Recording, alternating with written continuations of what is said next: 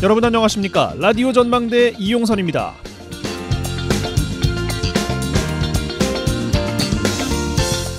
대표적인 서민 음식 삼겹살에 소주를 꼽는 분들도 많이 계실 것 같습니다. 그런데 더 이상 이 삼겹살을 서민 음식으로 부를 수가 없을 것 같습니다. 한국소비자원이 조사한 결과를 보니까 서울 지역 삼겹살 200g의 1인분 평균 가격이 지난달 처음으로 2만 원대를 넘었습니다. 이게 맞나 싶은데 여기에 5,000원, 6,000원 하는 소주 몇 잔에 냉면 같은 식사류를 곁들이기라도 하면 두 명이 먹어도 10만 원은 금방 넘어간다는 이야기입니다. 앞으로 휴가철 되면 삼겹살 가격이 더 올라갈 텐데 참 걱정입니다.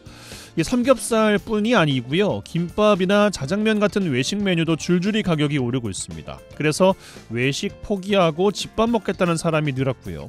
외식 업체들의 어려움도 커지고 있습니다. 정부가 외식 물가 안정을 위해서 외식업체 육성 자금을 지난해 2배를 푼다고 하는데 원자재 가격 상승 압박을 이겨낼 수 있을지 문제입니다.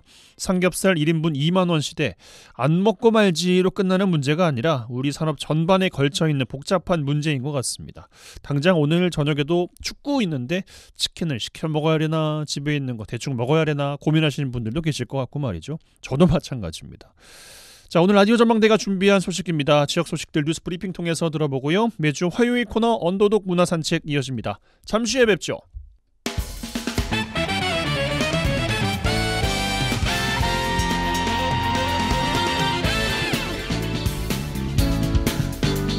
네, 6월 11일 화요일입니다. 라디오 전망대 시작합니다. 먼저 우리 지역 뉴스 정리해보죠. 뉴스 브리핑 빅터뉴스의 장봉현 기자와 함께합니다. 전화 연결돼 있어요. 안녕하십니까? 네, 안녕하세요. 장봉현입니다. 예, 첫 소식입니다. 지난 3월 현대제철 순천공장 산해하청 노동자들이 대법 판결을 통해서 정규직 지위를 인정받았는데요. 그 이후의 상황을 좀 정리해볼 필요가 있겠습니다.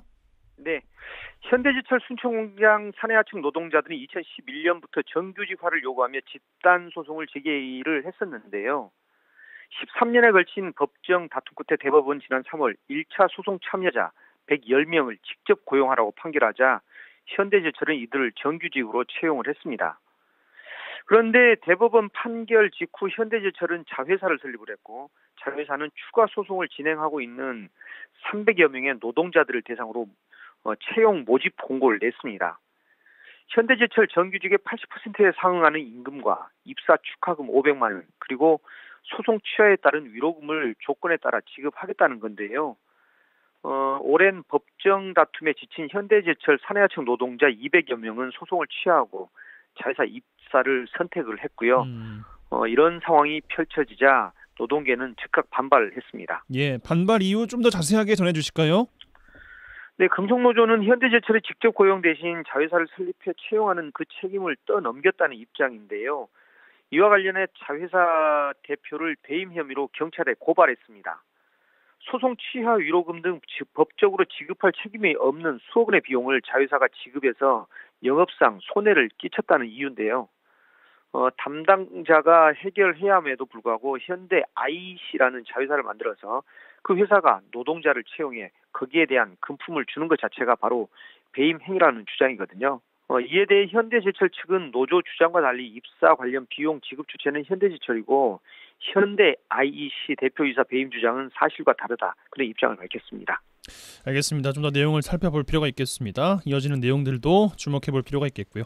자, 다음 뉴스. 전남도가 국립의대 설립 방안을 심도 있게 논의하기 위해서 목포대, 순천대의 소통 간담회를 이달 중에 개최하자고 제안했어요. 네. 소통 간담회는 도지사와 의대 설립 주체인 대학의 관계자 등이 허심탄회하게 의견을 나누기 위한 건데요. 간담회 개최 날짜와 장소, 참가자 범위 등은 대학 측에 이임을 했습니다. 이는 최근 전남도가 전남도 국립의대 대학병원 신설 정부 추천을 위한 용역 절차에 들어갔지만 순천대랄지 이런 대학의 공모 참여 여부를 두고 일부에서 우려를 나타내고 있는데 그에 대한 후속 조치라고 보면 되겠죠.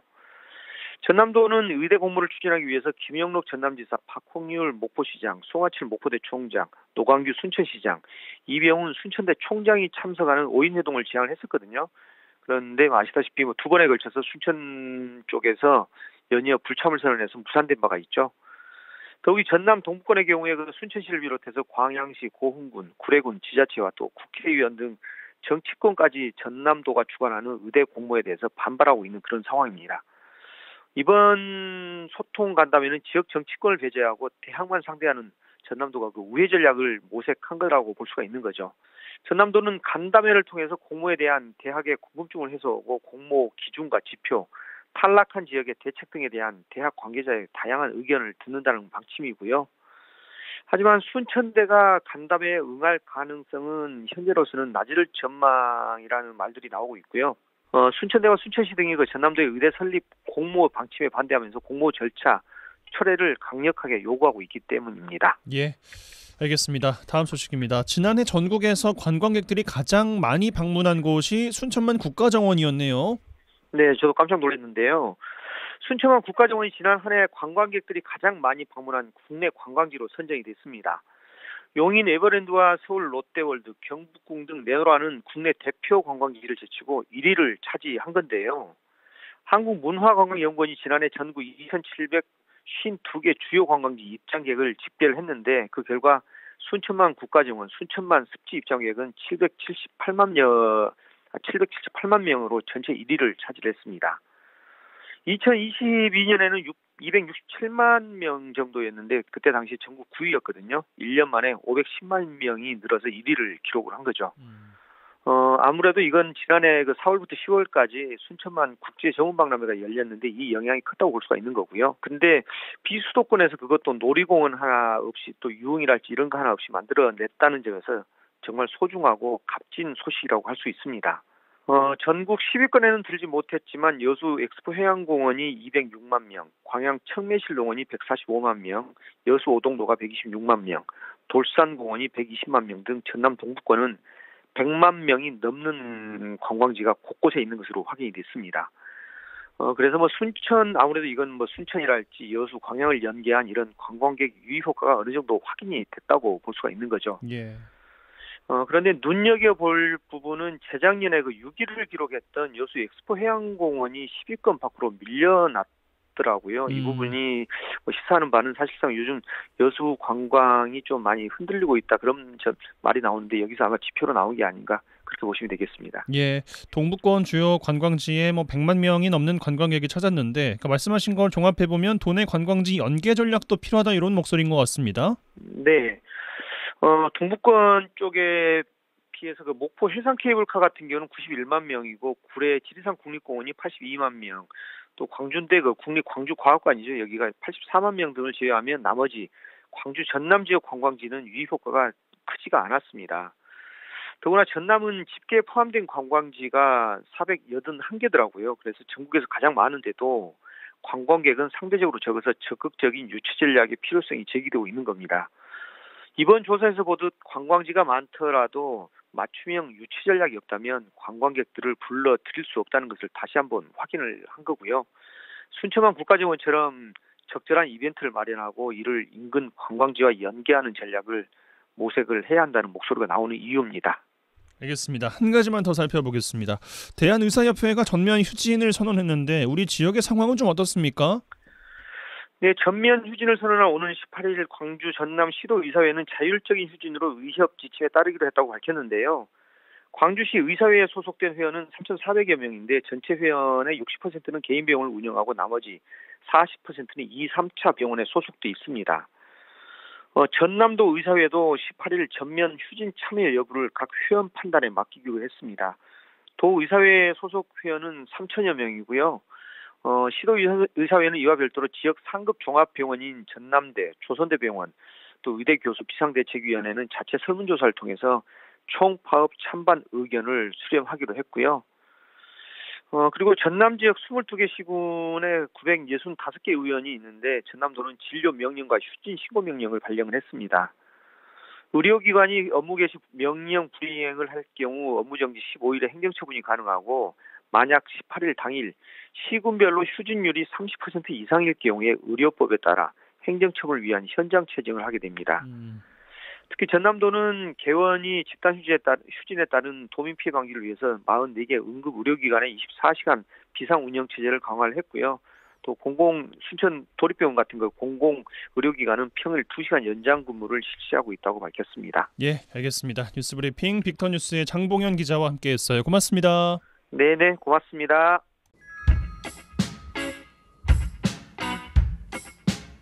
그들의 이야기가 수면 위로 올라옵니다. 탑독이 되는 그날까지 언더독 토론. 매주 화요일 전남 동부권 언더독들의 핫한 토론 언더독 토론 시간입니다. 오늘도 두 분과 함께합니다. 먼저 이봉남 순천시 의원 나와 계세요. 어서 오십시오. 예, 반갑습니다. 순천의 큰딸입니다. 이봉남입니다. 백성호 광양시의회 부의장 오셨습니다. 어서 오십시오. 네, 반갑습니다. 더 나은 내일을 만드는 진보당 광양시의회 백성호 의원입니다. 네, 근황 여쭙죠. 먼저 백 의원님. 네, 시간 보내셨습니까? 지난주에 현충일 기념해서 지역 언론사인 광양시민신문 이사회 그리고 독자위원회 직원분들하고 같이 울릉도 독도 문화탐방을 좀 다녀왔습니다. 그날 날씨가 너무 좋아서 3대가 덕을 쌓아야 입도를 할 수 있다는 그러게요.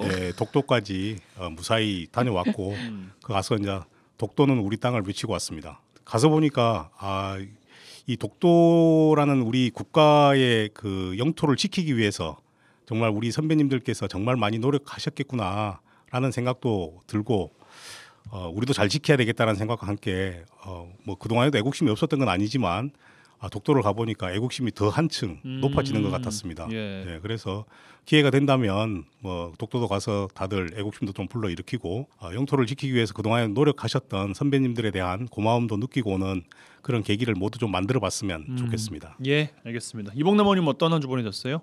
네, 저도 그 현충일에 우리 국가정원에 현충탑이 있습니다. 현충탑 가서 참배를 하고 또 국가와 나라를 위해서 헌신하신 또 영웅들께 또 참배하는 시간을 좀 가졌고요. 이번 6월이 9대 의회 전반기가 이제 마무리가 좀 됩니다. 네. 그래서 6월 초부터 14일까지 이제 6월 이번에 이제 정례회가 있는데 오늘 전반기 상임위원회 제가 이제 도시건설위원회 활동을 하는데 전반기 상임위원회 마무리 회의를 끝냈고요. 그래서 마무리 끝내면서 박수 치면서 이제 전반기 다들 고생했다. 이렇게 해서 이제 전반기 상임위원회를 마무리를 했습니다. 그래서 박수 치면서 생각하니까 열심히 한다고 했는데 벌써 이렇게 2년의 시간이 흘렀구나라는 이런 좀 소회도 좀 들었고요. 후반기엔 더 열심히 해야 되겠다라는 각오도 이렇게 다지는 그런 한 주였던 것 같습니다. 예, 알겠습니다. 자, 제가 드릴 주제부터 먼저 꺼내 보겠습니다. 후반기 의장단 선거 관련해서 이야기를 좀 나눠보면 좋겠다 싶은데 민주당과 국민의힘 중앙당이 지방의회 후반기 의장단 선거 방침을 내렸습니다. 저희가 지난주에 이야기를 좀 나눴었던 것 같은데 그 연장선에서 좀 나온 이야기들이 있어서 두 분께 좀 의견을 여쭙고 여수시 의회는 갑을 국회의원 또 민주당 소속 의원들이 의총을 열고 갑을 지역구에 따라서 번갈아 의장을 선출하지 말고 통합 선거 형태로 치르자라고 정리를 했고 부의장도 선수 제한을 두지 않기로 결정을 했습니다. 그리고 이 연임 제한 규정 해석이 조금 논란이었던 것 같은데 아무튼 연임은 안 되는 것으로 여수시는 정해진 모양이에요. 광양시 의회, 순천시 의회도 궁금한데 이런 분위기 어떻게 읽고 계신지 먼저 백 의원께 드릴까요? 더불어민주당이나 국민의힘 중앙당에서 지방의회 의장단 선출하는 것과 관련해서 선출 지침을 내려보냈지 않습니까? 네네.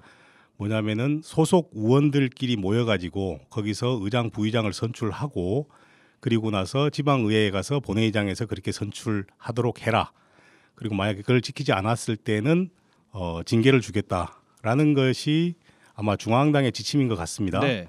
그런데 이게 풀뿌리 민주주의라고 하는 지방자치지 않습니까? 지방자치를 함에 있어서 다수 의석을 가지고 있는 중앙당에서 이런 지침을 내려보내는 것이 지방자치를 심각하게 훼손하는 그런 결정이다 이렇게 보여집니다. 만약에 예를 들어서 의회 내에서 더불어민주당이나 국민의힘 의원들만 다 있다면 상관이 없겠지만 그렇지 않고 소수당이라든지 무소속 의원들이 있는 상황에서 그 사람들도 우리 시민들이 선택해서 의회 내에서 대의민주주의를 실현하고 있는 사람들이지 않습니까? 근데 이 사람들의 의견은 전혀 반영되지 않는 의장, 부의장 선출하는 것은 지방자치를 굉장히 심각하게 훼손하는 것이다. 잘못된 결정이다. 저는 이렇게 생각을 합니다. 예, 지난주에 좀 비슷한 의견을 이제 주시는 것 같습니다. 네. 이봉남 의원께서 지난주에 같이 안 하셨으니까 이 관련해서 어떤 생각 갖고 계신지 궁금합니다. 네, 저도 백성호 의원님하고 같은 생각입니다. 지금 제가 의정 활동한 지가 꽤 좀 오래됐습니다만은 의장단 선거할 때마다 드는 생각이 전혀 바뀌지 않고 있다. 변함이 없는 기초의회 의장단 선거다. 지금 특히 이제 우리 뭐 호남 지역 같은 경우 절대 다수를 차지하고 있는 이런 더불어민주당이 뿐만 아니라 이제 뭐 국민의힘도 마찬가지죠. 이제 정당 정치 차원에서 뭐 지침을 내려 보내면서 그렇게 하는데 이거는 기초의회는 그야말로 풀뿌리 이 민주주의의 또 현장 아닙니까? 그렇기 때문에 절대 다수를 차지하고 있는 우리 더불어민주당이 열린 의정을 위한 통큰 양보나 협치가 좀 필요하지 않겠는가? 그리고 소수의 목소리도 좀 귀를 기울이는 의정 공동체가 확립되어야 하고 또 이런 차원에서 이 협치 차원에서도 다수당을 차지하고 있는 우리 특히 더불어민주당에서도 함께 좀 협치하는 이런 자세를 좀 가져줬으면 좋겠다라는 이런 생각이 들고요. 사실은 이제 선거 판세가 다소 치열해져야지 또 유권자 권리가 신장된다라고도 하거든요.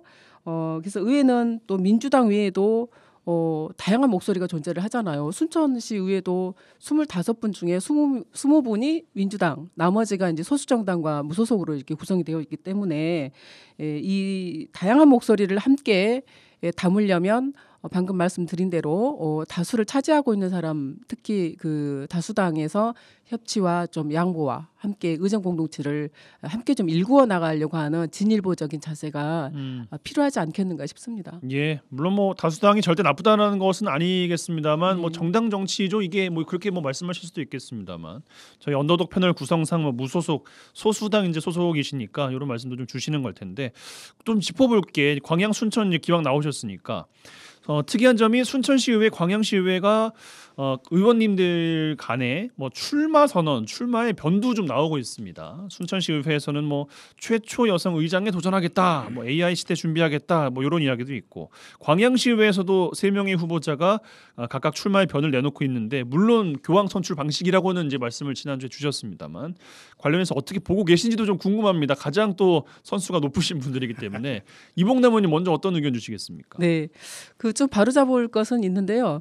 방금 이제 순천시의회 최초 의장 도전 여성 그 의장 도전이라고 하는 보도가 나온 적이 있는데 사실은 제가 이제 무소속이긴 합니다만은 제가 8대 의회 후반기 때 의장 도전하면서 소수 정당이나 소수의 한석을 좀 줬으면 좋겠다라고 하는 우리 소수 목소리를 담고 제가 의장 출마를 하면서 그때 당시에는 이제 또 우리 또 민주당 내에서 한석에 대한 이제 또 배려라고 봐야죠. 그래서 그러면서 제가 출마해서 배려에 대한 이 부분을 받아들이면서 사퇴를 좀 한번 했었고요. 아쉽지만 9대 전반기에도 출마했다가 또 의장 출마했다가 5표나 이렇게 얻으면서 또 낙마를 한 적이 있기 때문에 최초 여성 의장 도전은 제가 좀 했죠. 네. 그리고 이번에 이제 또 민주당 내에서 또 여성 의원님께서 또 의장 도전을 이렇게 지금 하시려고 출사표를 지금 던졌습니다. 이영란 의원이시죠? 네네네. 예. 그런데 저는 이제 그 의장에 출마를 하든 어딘가에 출마를 하는 사람들은 이 본인들이 그 기관이나 단체에 속해 있을 때 이끌어가고자 하는 어떤 방향들이 있거든요. 본인이 또 하고자 하는 정책도 있는 것이고 그래서 이런 출마의 변을 표출하고 알리는 것은 굉장히 좀 그 고무적이다라고 생각합니다. 그래요. 예, 그런 건 필요하다. 그리고 어떻게 좀 이끌어가겠다라고 하는 포부도 좀 밝힐 필요가 있다라고 생각하고요. 이제 그럼에도 불구하고 저는 이런 내용이 좀 담기면 좋겠다라고 생각을 하는 것이 방금도 다수당의 어떤 배려와 협치에 관한 얘기를 했는데 의회가 소수당과 무소속 그리고 다수당 민주당이 같이 구성이 되어 있기 때문에 이런 소수의 목소리도 챙기면서 또 순천시 살림살이도 제대로 살피고 주민의 권리를 대변하면서 특히 순천시의 어떠한 이권에도 개입하지 않겠다라든지 또 직위를 이용해서 청탁이나 영향력을 행사하지 않겠다. 또 뭐 시민이나 시청 공무원들에게 갑질이나 부당한 압력과 회유를 하지 않겠다. 이런 내용의 어떤 출마의 변도 함께 담기면 좋겠다. 이런 생각을 갖고 있고요. 그런 거 안 내십니까, 의원님은? 저는 이번에 지금 기회를 보고 있습니다. 기회를 보고 계세요. 예. 기회를 보고 있고 예. 저도 충분히 아까 말씀드린 대로 그동안의 사선의 경험과 여러 가지 상임위원장도 하셨고. 네, 그래서 저에게도 뭐 부족하지만 충분히 할 수 있는 어떤 이런 역량이 있다라고 생각하고 알겠습니다. 방금 말씀드린 이런 내용으로 기회가 돼서 출마를 한다면 출마 의견을 꼭 저도 던질 생각입니다. 알겠습니다. 백 의원님 그 세 분 제가 앞서서 밝히셨다고 네. 이야기를 드렸는데 네. 어떻게 좀 보고 계시고 의원님의 계획은 또 어떠십니까? 일단은 출마의 변이 나온 거와 관련해서는 굉장히 저는 바람직하다라는 생각을 듭니다. 두 분의 공통적인 의견이시네요. 예, 저희들 같은 경우는 전남 22개 시군 중에 5개 시가 있는데 그 중에서 교황식 선출 방법을 하는 데는 저희 시밖에 없습니다. 예. 시의회밖에. 물론 이제 모든 의원들이 다 후보죠. 그래서 특히 뭐 특별하게 뭐 출마의 변을 낼 건 아니긴 하지만 하다못해 우리가 초등학교 반장 선거를 하더라도 내가 반장이 된다면 이렇게 하겠습니다라고 그렇죠. 자기의 공약을 발표를 하지 않습니까? 예. 근데 지금까지는 뭐 의장 출마하는 사람들이 내가 의장이 된다면 이렇게 하겠습니다라고 특별하게 뭐 출마의 변을 내지는 않았습니다. 그런 상황에서 이번에 출마의 변 나온 것은 굉장히 바람직하다 이렇게 생각이 들고 한 가지 좀 아쉬운 것은 지난번에도 말씀드렸지만 다른 데는 입후보 방식으로 해서 자기가 의장이나 부의장 그리고 상임위원장에 입후보해서 선출을 하는 반면에 저희들 같은 경우 모든 의원들이 후보인 교황식 선출 방법을 채택하고 있습니다. 그래서 저도 이제 최근에 의원님들께 이게 이렇게 선출하는 방식은 조금 맞지 않다. 그래서 우리도 입후보 방식으로 제안을 했으나 다수의 의원님들께서 기존에 하는 방식을 더 고수하셔서 이번에도 교황식 선출 방법으로 선출을 하게 됩니다.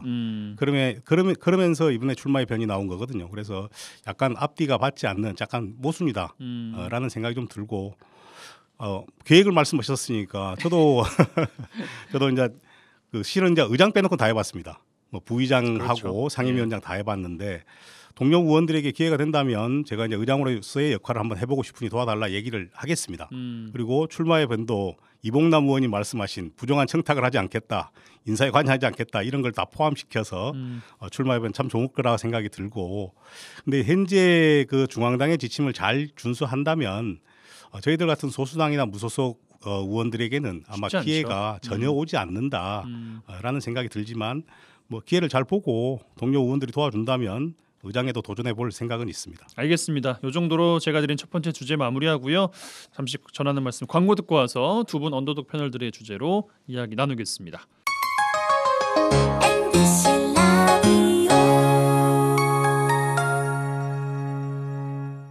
여수 MBC 라디오 전망대에 함께하고 계십니다. 매주 화요일 코너 언더독 이봉남 순천시의원, 백성호 광양시의회 부의장 두 분과 함께하고 있습니다. 저희가 시간이 좀 많이 돼서 바로 두 분의 주제로 들어가겠습니다. 한 6분 30초씩 쓸 수 있을 것 같습니다. 네. 먼저 순천으로 가죠. 이봉남 의원님 어떤 주제 꺼내시겠습니까? 예, 그 전국적으로 원도심에 대한 고민은 어디나 다 마찬가지인데요. 지금 작년에 순천시에서 원도심 상권 활성화 공모를 했고요. 예. 선정이 돼서 전남도 균뚝 사업 40억 그리고 12, 40억 이렇게 해서 80억 사업으로 올해부터 상권 활성화 구역 지정을 하고 이제 계획 승인을 이렇게 받기 위해서 이번 의회 정례회에 원도심 상권 활성화 사업 기본 계획 수립에 관한 의회 의견 청취가 좀 올라왔습니다. 혹독하게 말씀하셨던데요. 예. 근데 이제 여기 해당 상임위원회가 이제 문화경제위원회이고요.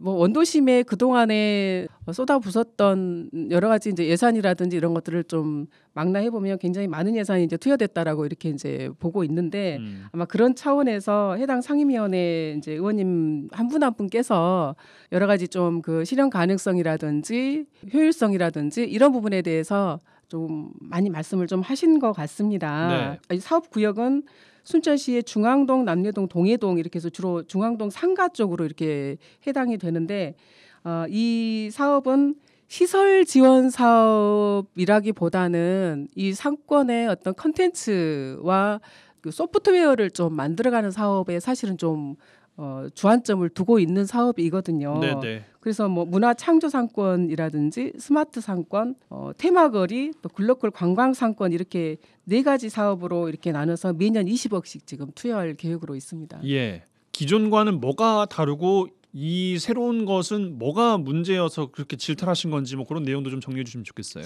이제 내용을 봤을 때 지금 이제 원도심 상가가 굉장히 많이 지금 빈 점포가 굉장히 많이 발생을 했거든요. 네. 그런데 이제 상권 활성화 사업을 통해서 이 원도심 빈 상가들이 좀 채워지면서 많이 이렇게 오고 가는 이런 그 활발한 상가가 좀 될 것인가라고 하는 부분에 있어서는 좀 부정적으로 이렇게 좀 보셨는데, 그러다 보니까 여기에 들어가는 예를 들면 중앙동이 이제 상권의 고유성이 좀 특색을 담고 있다라기보다는 예를 들면 뭐 AR, VR 이런 디지털 투어 같은 부분이 좀 들어가 있다든지 조형물 예산이 들어가 있다든지 이런 그 기존의 행정에서 좀 계획을 세웠던 어디서 많이 좀 들어본 이런 사업 계획들이 좀 있는 거 아니냐. 그래서 별로 영향을 끼치지 못할 것이다라는 거잖아요. 이 들인 사업들은 돈에 대비해서 행정용으로 좀 만들어져 있는 것으로 보인다. 그래서 앞으로 여기에 좀 사람들이 많이 모여들 수 있게끔 하는 이런 살아있는 계획으로 다시 좀 조정을 해라라고 하는 주문이 굉장히 좀 많았습니다. 네, 백 의원님 뭐 원도심은 뭐 광양도 뭐 예외가 아닌데 네. 춘천의 이 계획 좀 어떻게 좀 보셨어요? 일단은 뭐 원도심을 활성화시키기 위해서 지속적으로 노력해야 되는 건 당연히 해야죠. 예. 근데 저는 이 원도심 활성화 얘기가 나오면은 그런 생각이 좀 듭니다. 원도심이 이렇게 침체될 수밖에 없었던 원인은 그러면 누가 제공했느냐? 저는 제도권에 있는 사람들이 다 제공했다고 생각이 듭니다. 그래요. 도시 개발을 하면서 원도심을 제한 나머지 외곽 지역을 도시 개발을 계속 하다 보니까 원도심이 이렇게 침체된 거거든요. 그래서 원도심이 더 이상 침체되지 않도록 하기 위해서는 외곽 지역의 도시 개발을 수요에 맞게끔 해야 된다. 너무 많이 개발하게 되면은 원도심 이 침체 공동화 현상을 더 가속시킬 수밖에 없다라는 생각이 듭니다. 그렇죠. 1차적으로는 그걸 잘해야 되고 그렇다고 우리가 이걸 방치할 수는 없고 현재 80억 원 정도에 들여서 원도심 활성화 사업을 한다고 하는데 뭐 기사 내용을 보니까 과연 원도심 활성화에 정말 많은 도움이 될 것인가에 대해서는 상당히 의심이 좀 많이 듭니다. 그리고 가장 중요한 것 하나는 뭐냐면 거기에서 장사를 하고 있는 상인들의 의견, 이 의견을 가장 많이 들어봐야 되는데 항상 그 행정에서나 의회에서나 정책을 수립함에 있어서 이 공급자 위주의 정책을 수립하게 되면 100% 실패합니다. 그래서 수요자 위주 그리고 거기서 영업을 하고 있는 분들 의견 이런 의견들을 잘 많이 들어서 접목을 하는 것이 가장 중요하다. 다시 한 번 더 말씀드리고 싶습니다. 알겠습니다. 이봉남을 30초 더 드리고 다음 네. 주제 넘어가겠습니다. 지금 이제 이 내용은 공모했을 때 내용을 중심으로 의회 이제 의견 청취를 해서 앞으로 계획 승인을 받아가지고 이제 추진을 하는 올해가 1차년도거든요.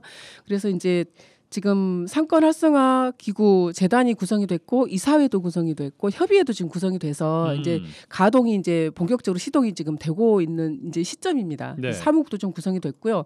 그래서 지금 요 공모 내용들을 중심으로 지금 의회에서 여러 가지 얘기를 했던 제안이라든지 좀 늦기는 했지만 상인들도 좀 만나고 또 주민들 의견을 지금 계속적으로 지금 수렴하고 반영하고 있는 상태거든요. 그래서 이게 기존에 지금 하려고 하는 우리 옥천 정비라든지 또 애니메이션 클러스터와 관련된 사업이라든지 부읍선과 관련된 사업이라든지 이런 사업들이 주변에서 같이 이렇게 좀 엮어지면서 이 상권 활성화 사업이 조금 시설 사업이 아니고 좀 이렇게 컨텐츠라든지 소프트웨어 사업이기 때문에 좀 마중물 사업이 되지 않을까 이런 좀 기대를 좀 갖고 있습니다. 예, 알겠습니다. 자, 광양으로 가겠습니다. 백 의원님 주제 꺼내 주시죠. 네. 우리 광양시는 관광 수요의 양적, 질적 증대 및 급변하는 관광 산업 트렌드 변화에 대응하기 위해서 1억 원의 예산으로 광양시 관광진흥 종합계획 수립 용역을 진행했습니다. 그래서 지난 5일 시청 상황실에서 최종 보고회를 열었는데 네.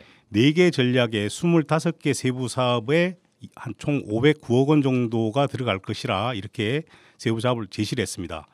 그 대표적으로 보면 뭐 철의 도시 이미지를 관광 테마 및 이미지로 승화시키는 아이언 아트 시티 그리고 뭐 광양 맛집 지정 및 육성 지원 사업 아이언 아트 페스티벌 및 트리엔날레 이게 세계적인 국제 미술전인 것 같더라고요. 예. 이걸 이제 개최하겠다라는 거고 나이트 앤 라이트 브릿지 페스티벌 전부 다 영어로 돼가지고 네. 전부 다 뭐 아마 축제 그런 것 같습니다. 보니까 네, 축제 그런 것 같은데 이제 이런 걸 하겠다라는 것인데 문제는 또 시장님께서 이 최종 보고의 용역사항에서 갑자기 또 이순신 장군 얘기를 꺼내가지고 용역 보고에 참석하신 분들이 좀 황당해하는, 당황해하는. 다 나왔는데 다시 이순신 장군 이야기를 그 자리에서 꺼내셨다고요? 예, 용역 보고서 안에는 뭐 이순신 장군 이야기는 없었습니다. 예. 없었는데 미련이 좀 남으셨구나 또.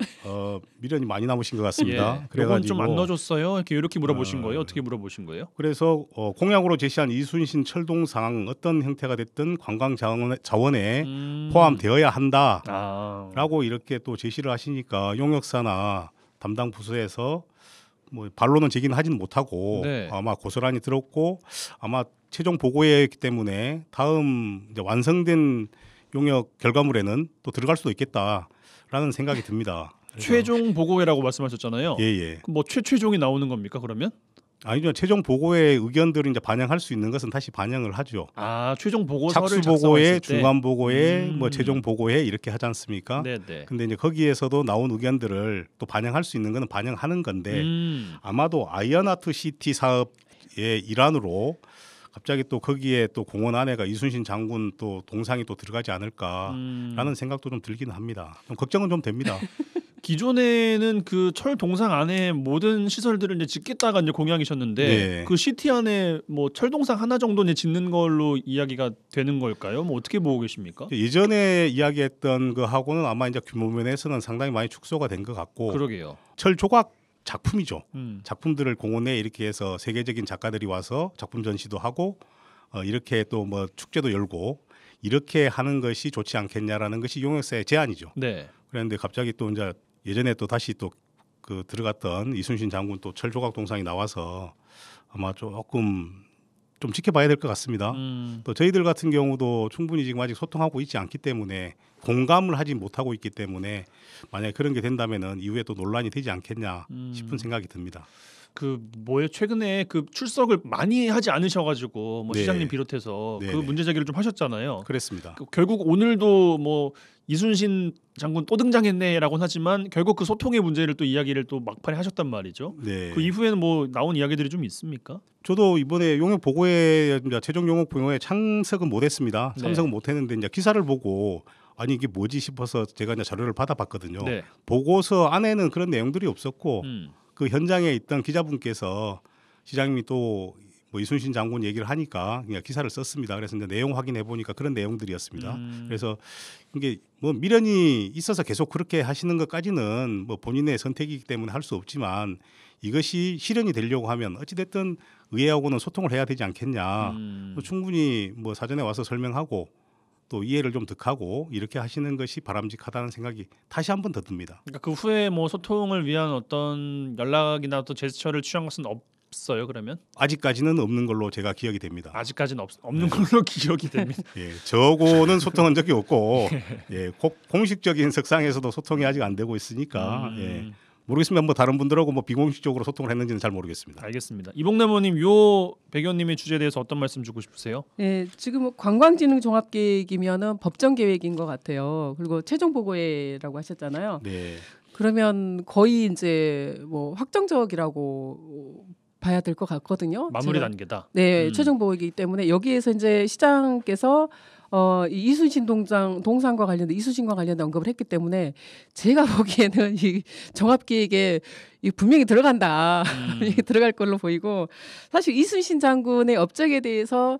많이 기리는 것은 좋은 현상이죠. 그런데 이제 이 기리는 방법이 뭐 철 동상이냐, 뭐 이런 방식에 따른 이런 부분들을 조금 더 저는 이 시장님께서 고민을 해보면 좋겠다. 왜냐하면 이미 이순신 장군 하면 여러 또 시도에서 이걸 가지고 본인들의 그 도시에 지금 뭐 대표적인 어떤 상품으로 가지고 가고 있는 시군이 많기 때문에 이순신이라고 하면 광양시에서의 이순신은 어떤 형식으로 좀 이렇게 표출을 해나면 좋겠는가라고 하는 부분이 아마 정인하 시장님께서는 꼭 그걸 해보고 싶으신 것 같아요. 그래서 남들과는 다르게 네네. 철의 도시니까 철동상으로 그래서 하고 싶으시다는 거잖아요. 네, 그래서 자꾸 이제 의회와 또 시민들과 이게 의견이 이렇게 합의가 잘 안 되니 그럼 이순신이라고 하는 이런 이 컨텐츠를 이 관광 혹은 이 종합 계획에 담을 때 다른 형식으로 알겠습니다. 좀 담아서 시장님의 공약을 관철할 수 있도록 대경께 하시면 20초 드리고 어떨까? 마무리하겠습니다. 예, 이번 최종 용역 보고서를 보니까 굉장히 좀 구미가 당기는 사업들이 많이 있긴 합니다. 네. 왜냐하면은 인근 도시에 비해서 저희 광양 같은 경우는 관광 자원이 많이 부족한 건 사실입니다. 그래서 이번 용역 보고서에 나와 있는 그리고 성장 가능성이 있는 그리고 관광객을 목액할 수 있는 이런 사업들 잘 발굴해서 정말 관광 자원화 시켰으면 좋겠다라는 말씀으로 마무리하겠습니다. 알겠습니다. 이번 주 언더독 이봉남 순천시의원 백성호 광양시의회 부의장 두 분과 함께했어요. 두 분 고맙습니다. 네, 감사합니다. 수고하셨습니다.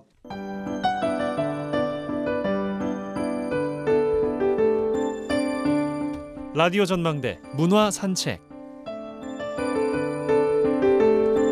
네, 문화 산책 시간입니다. 김지연 리포터 나와 계세요. 어서 오십시오. 안녕하세요. 네, 이번 주는 어떤 분 만나고 오셨습니까? 네, 순천에는 이 대금의 전통을 이어가는 천년대숲이라는 동호회가 있습니다. 네. 마음을 울리는 대금의 청아한 소리에 빠진 이들이 순천만 갈대청 한마당을 통해 올해 3번째 진행한다고 해서 지난 토요일 순천만 생태문화교육원을 찾았어요. 단오에 맞춰서 갈대 나눔 행사가 이어진 것 같은데 올해 어떻게 진행이 됐습니까? 네, 올해는 대금 산조 류파 대전이라는 부제로 명인들의 강연들이 준비됐고요. 또 명인들과 한 무대에서 연주하는 특별한 시간과 함께 이 대금의 떨림을 전달하는 갈대를 나눠주는 자리도 마련됐습니다. 예. 천년대숲 조준익 회장과 또 이야기 나누면서 현장까지 담아봤습니다. 만나보시죠.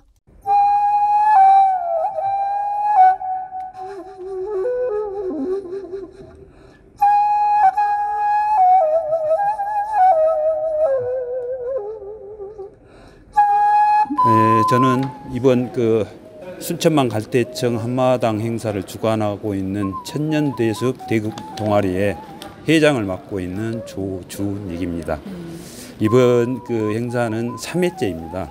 우리가 문화라는 게 자연 상태에서 벗어나서 삶을 풍요롭게 하고 아름답게 꾸미는 이런 행동 양식이라고 한다면은 우리 순천만은 전국에서 최대의 면적의 갈대가 자생하고 있고 자연 생태적인 것은 충분하게 홍보가 되고 알려져 있습니다.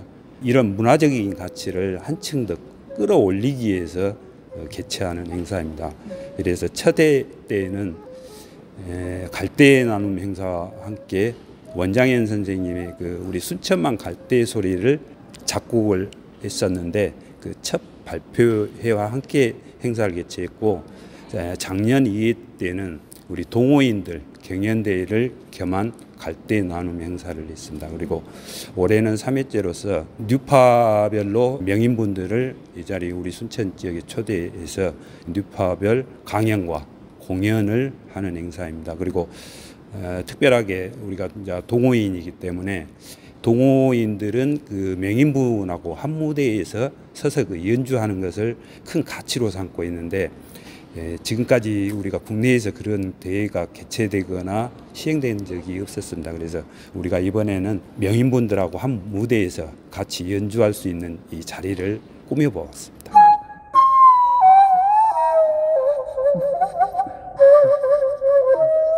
이렇게 되거든요. 그래서 하나, 둘, 둘, 둘, 셋, 둘, 넷, 다섯 이렇게 넘어간단 말이에요. 근데 이게 우주에서 되게 자주 나와요.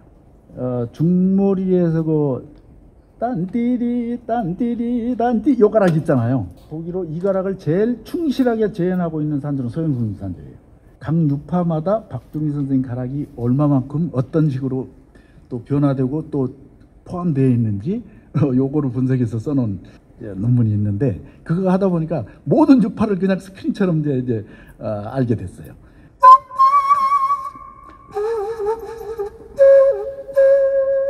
부산대학교 한국음악과 명예교수로 있는 박환영입니다. 작은 증조부 되시는 어른이 대금산조를 처음 이렇게 창시하신 분이고 그 연유로 해서 이제 후손이 제가 이걸 계속 이제 이어가고 있는 그런 상황입니다. 이번에 또 순천 분들하고 함께 하시니까 좀 어떠신지요? 이런 애정을 가진 분들이 순천에 이렇게 많이 계시다니. 그 대금 동호회가 이렇게 큰 데가 없거든요. 문화센터 강의 같은 거를 하더라도 단발성으로 끝나는 그런 경우가 대부분인데 여기 같은 경우는 계속해서 이어오는데 이 또 다른 장르보다는 또 대금 산조만 또 주로 이렇게 하시는 것도 굉장히 좀 의미가 다른 데보다는 남다른 부분이 있고 이걸 담당하고 계시는 분들이 회장님이나 또 선생님이나 이런 분들이 생생되지 않고 굳은 일 다 맡아가서 가면서 이런 자리를 이렇게 만들 수 있다는 게 굉장히 치아드리고 싶고 좀 더 우리 시나 이런 데서 예산 같은 거를 지원을 더 이렇게 아껴주지 않으면 아낌없이 해주시면 더욱더 내실있는 그런 이제 행사로 이게 이렇게 정착을 시켜 나가지 않을까 싶습니다. 그래서 경주도 만파식적이라는 이제 호전회가 있는데 거기서는 대회를 위주로 하거든요. 신라 만파식적이라는 어떤 그런 굉장히 자리를 잡은 그런 곳인데 여기는 천년 대숲, 그죠? 순천의 자랑, 이 천년 갈대 이 대숲을 앞으로 내세우고 더구나 또 민속학을 이렇게 위주로 이렇게 하니까 굉장히 그쪽하고는 또 다른 특화된 그런 행사가 되고 있는 것 같아요.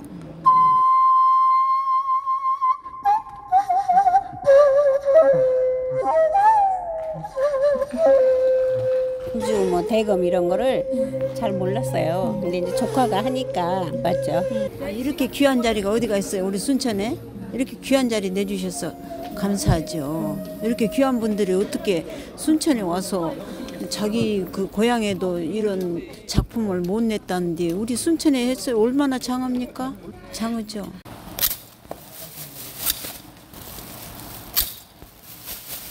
어떤 걸 이렇게 자르고 계시는 걸까요?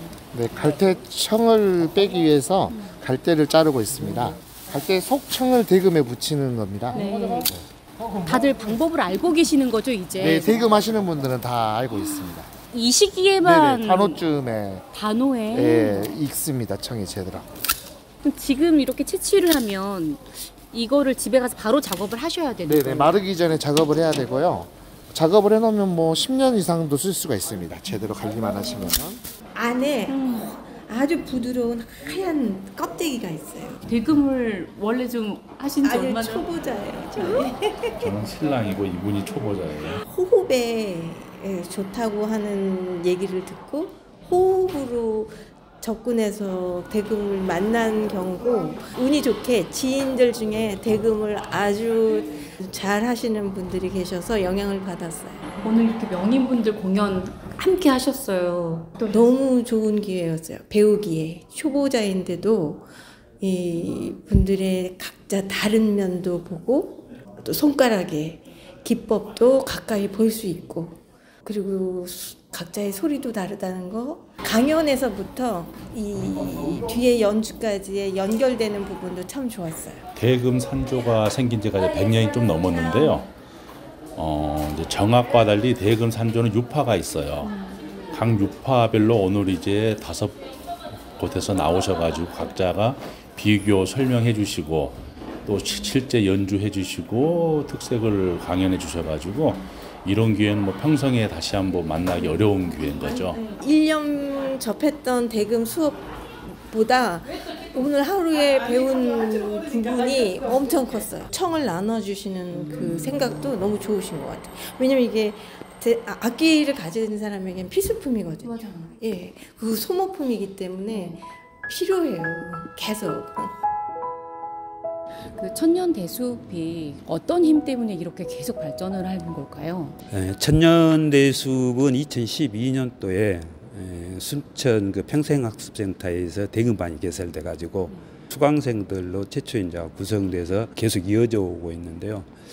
특히 가르치는 우리 도은영 선생님이 열의가 대단하고 우리 회원분들의 의지도 적극적이기 때문에 이 행사가 이렇게 계속 이루어지고 이어지고 있는 것 같습니다. 그리고 특히 우리 순천은 순천만의 갈대라는 게 대금은 그 대나무라는 하나의 그 재료로 악기가 만들어지지만 갈대에서 뽑아내는 이 갈대청을 붙이지 않으면 맑고 청아하고 장쾌한 이런 소리를 낼 수가 없습니다. 그래서 문화적인 가치를 한층 더 위로 끌어올리는 이런 계기를 가지고 저희들이 이런 행사를 주관하고 이어오고 있습니다. 현현대숲을 끌어가는 각오도 있으실 거고 계획들도 있으실 것 같아요. 첫 해 때는 저희들이 이제 그 동아리 자력으로 첫 해를 그 개최를 했었거든요. 그 이후에는 이제 순천시에서 순천만을 소재로 하는 그 대금곡 그 순천만 갈대소리를 작곡을 의뢰해서 그 명인 그 원장현 선생님이 작곡을 해주셨고 명인분들을 초대를 했을 때 저 여러간 그 공연 환경이고 한데도 적극적으로 그 참여를 해주신 것에 대해서는 정말로 고맙게 생각을 하고 있습니다. 첫 해 이제 저 갈대청 행사를 끝나고 났을 때 우리 그 원장현 명인 분께서 하신 말씀이 있었습니다. 그 대금 역사서에 기록된 이후로 천여년이 흘렀는데 이 갈대 나눔 이런 그 행사는 처음 있는 일이다. 그래서 그 굉장히 큰 의미를 부여해 주셨거든요. 그런 거에 이제 저희들 또 고무대에서 더 열심히 하고 있습니다. 행정에서 조금만 더 노력을 기울여 주시고 홍보를 해 주신다면은 이 행사가 전국적으로 확대되고 더 큰 행사로 앞으로 발전되지 않을까 그런 생각입니다.